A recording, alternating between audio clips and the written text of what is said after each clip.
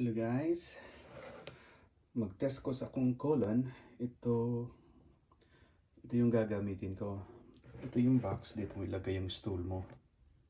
Tsaka ito, kukuha ko ng sample. Tapos ilagay mo dyan.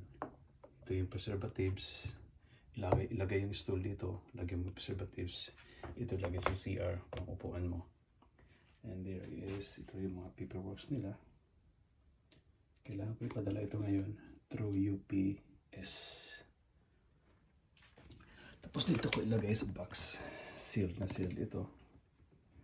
They call it Cologuard. Ito ang Cologuard. Kung malaman kung may colon ako or wala.